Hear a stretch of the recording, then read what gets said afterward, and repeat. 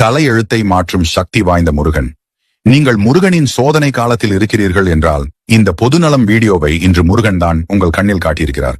முருகன் 9 கிரகங்கள் 27 நட்சத்திரங்கள் சேர்ந்து அவருடைய ஒரு பக்தனுக்கு கர்ம சோதனை கொடுத்தாலும் அதை முருகர் மாற்றுவார். ஏனென்றால் படைக்கும் தொழிலை முருகர் செய்ததினால் அதில் என்ன நடக்க வேண்டும், எப்படி நடக்க வேண்டும் என்ற அனைத்தும் முருகனுக்கு தெரியும்.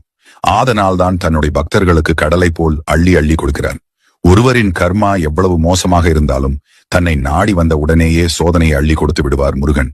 அந்த சோதனை எப்படி இருக்கும் என்றால், நீங்கள் தாரை தாரையாய் கண்ணீர் விட்டு அழுவீர்கள்.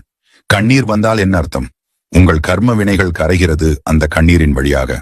அந்த சோதனையை கொடுத்து கொடுத்து உங்கள் கர்மா தீர்ந்த பின் முருகன் நீங்கள் கேட்ட அனைத்து வரங்களையும் அள்ளி அள்ளி கொடுப்பார். அதிலும் ஒரு இடம் உள்ளது. படைக்கும் தொழிலை முருகன் சிறுவாபுரி என்னும் இடத்திலிருந்து செய்கிறார். இந்த இடத்தில்தான் முருகர் பிரம்மனிடம் என்ன கூறியிருக்கிறார் என்றால், இனி என்னுடைய பக்தர்கள் யார் இங்கே வந்தாலும் அவர்களுக்கான விதியை நீங்கள் சரியாக தான் எழுத வேண்டும், தவறாக எழுதக்கூடாது.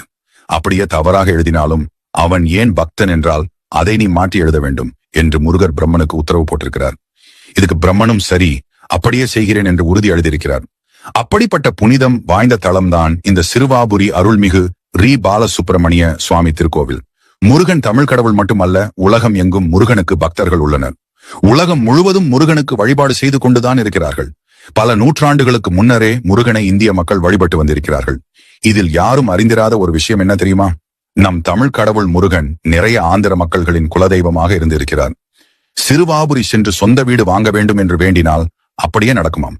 இந்த சிறுவாபுரி முருகன் கோவிலுக்கு நீங்கள் வாழ்வில் ஒரு முறையாவது போக வேண்டும் என்று சொல்லி கமெண்டில் ஓம். Download ShareChat.